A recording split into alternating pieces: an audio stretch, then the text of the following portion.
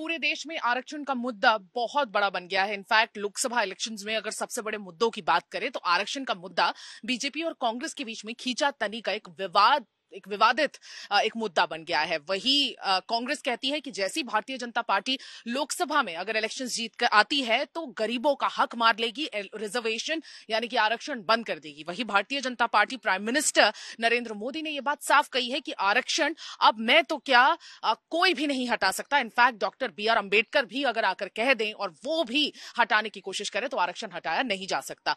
लेकिन आरक्षण का यह पूरा मुद्दा जिस तरह से पूरे देश में अभी कॉन्ट्रोवर्शियल है, ज्वलंत है, उसी तरह से छत्तीसगढ़ में भी यह मुद्दा काफी उठ रहा है। छत्तीसगढ़ में स्टेट इलेक्शन से पहले आरक्षण का मुद्दा इतना ज्यादा बड़ा हो गया था कि दोनों ही पार्टी खींचातानी में बहुत ज्यादा आगे बढ़ गए थे। मैं आपको याद दिला देती हूं कि मई 2022 इनफैक्ट दिसंबर के आसपास ये मुद्दा इतना ज्यादा बढ़ गया था कि इनफैक्ट विधानसभा में भी इसे पारित कर दिया गया था।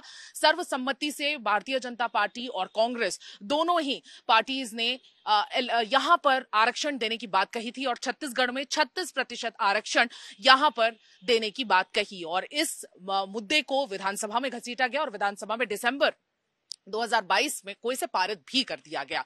नमस्कार, जय जौहार, मेरा नाम सुमी केवल पटेल है और आज मैं आपको यहां पर बताऊंगी कि किस तरह से आरक्षण का मुद्दा पूरे देश में ही नहीं बल्कि छत्तीसगढ़ में भी स्टेट लेवल पर काफी ज्यादा आगे बढ़ गया है। जैसे कि मैं आपको बता रही थी 2022 में पूरे साल इसको लेकर खींचातानी चली। भारतीय जनता पार्टी लगातार कांग्रेस पर हमला करती रही जो उस वक्त ऑपोजिशन पर थी कि आरक्षण को लेकर कांग्रेस सिर्फ बात करती है और इन्होंने आरक्षण को लेकर 2018 में इलेक्शन जीते, लेकिन अब आरक्षण को लेकर ये नहीं कर रहे हैं कुछ काम और इनको सत्ता में आए 2.5 साल से ऊपर हो चुका है, लेकिन अब भी आरक्षण पर कांग्रेस कुछ नहीं कर पाई है। और प्रेशर में आने के बाद कांग्रेस ने, क्योंकि उनका वोट बैंक, कांग्रेस का अगर ट्रेडिशनल वोट बैंक आप देखेंगे तो वो सारे SC ST उनके वोट बैंक है, OBC उनका वोट बैंक है। इनफैक्ट भूपेश बघेल खुद एक कुर्मी, एक OBC कम्युनिटी से आते हैं, तो उनके लिए आरक्षण एक पिन पॉइंट बन गया था और इसलिए भूपेश बघेल ने कांग्रेस के साथ लगातार कैबिनेट मीटिंग्स कर ये डिस्कस किया कि सर्वसम्मति से इसे विधानसभा में जल्द ही पारित कराना है। उसके बाद दिसंबर 2022 में ये पारित हुआ कि 36% आरक्षण दिया जाएगा एक ऐसे वर्ग को जिन्हें इसकी सबसे ज्यादा जरूरत है। इनफैक्ट ये बात कही गई कि SC ST को लेकर 36% आरक्षण दिया जाएगा। EWS की भी बात कही गई, इकोनॉमिकल वीकर सेक्शंस को भी आरक्षण देने की बात कही गई। SC ST के लिए भी एक कोटा अलग किया गया, OBC के लिए एक बड़ा कोटा अलग किया गया और ये जो पूरा परसेंटेज का ये जो गणित किया गया, ये गणित कुछ ऐसी हुई कि इसका जो कैपिंग है वो 75% के पार चला गया और वो कहीं ना कहीं आप देखेंगे पूरे देश में अलाउड नहीं है। यानी कि एक कैपिंग की गई है रिजर्वेशन को लेकर वो है कि 50% से कम हो, मतलब सारे वर्गों को रिजर्वेशन देके भी जनरल कैटेगरी के लिए अच्छा खासा कोटा बचा रहे, इसलिए 50% से कम रहे, ऐसी कोशिश की गई। सुप्रीम कोर्ट ने भी छत्तीसगढ़ को यह फैसला सुना दिया था कि जो खींचातानी है ये बंद करें और जो पहले का जो डिसीजन है 58%, जो डॉक्टर रमन सिंह जब मुख्यमंत्री हुआ करते थे उस समय जो होता था कि 58% का आरक्षण ही बरकरार रहे, तो उसी पर ही अब आगे बात चली गई। इनफैक्ट सुप्रीम कोर्ट ने ऑर्डर देके बात साफ कर दी कि छत्तीसगढ़ में 58% आरक्षण रहेगा। ये बात ऐसे आगे बढ़ गई। अब आगे बढ़ने के बाद ये हुआ कि पारित तो कर पूरा विधानसभा में हंगामा हुआ, दोनों ही पक्षों में खींचातानी हुई और सर्वसम्मति से पारित तो हो गया रिजर्वेशन सिस्टम। लेकिन जब उस समय के गवर्नर अनुसुईया उइके के पास गया तो उन्होंने विचार विमर्श करने की बात कही और इस पर हस्ताक्षर नहीं किए। फिर नए गवर्नर आए विश्वभूषण हरिचंदन, उन्होंने भी कहा कि विचार विमर्श करेंगे, लेकिन इस पर अभी तक कोई फैसला नहीं आ पाया है।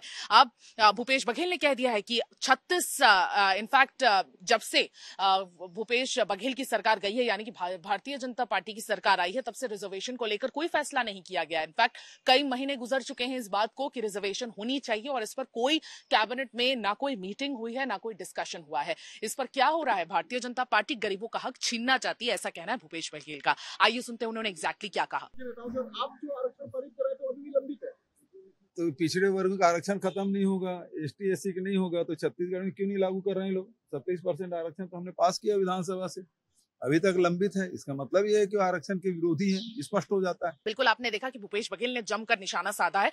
अरुण साव भी पीछे नहीं उठे, उन्होंने कहा कि कांग्रेस गरीबों का हक छीनना चाहता है और ये भ्रमित करने का काम कांग्रेस कर रही है। आइए देखते हैं अरुण साव ने कैसे पलटवार किया है कांग्रेस पर। धर्म आधारित आरक्षण को बढ़ा रहा है कांग्रेस।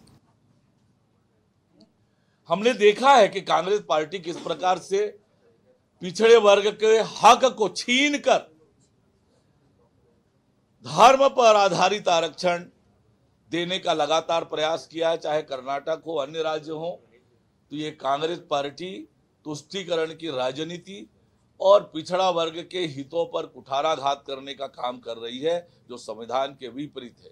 जी बिल्कुल, ये बात साफ है कि किस तरह से आरक्षण पूरे देश का ही नहीं बल्कि स्टेट का भी एक बहुत बड़ा मुद्दा है और इसे लोकसभा में घसीटने की बात की जा रही है। पहले 2 चरणों में इसका जो असर है उतना ज्यादा देखने को नहीं मिला, लेकिन सेकेंड और थर्ड फेज में इसका असर बहुत ज्यादा देखने को मिल रहा है, क्योंकि ये मैदानी क्षेत्र है, ये ऐसे क्षेत्र हैं जहां पे SC/ST कम्युनिटी काफी ज्यादा रोल अदा करती है और इसका इम्पैक्ट एग्जैक्टली यहाँ के वोटर्स पर पड़ेगा। इसीलिए ये विषय वापस से लोकसभा में उठाया जा रहा है।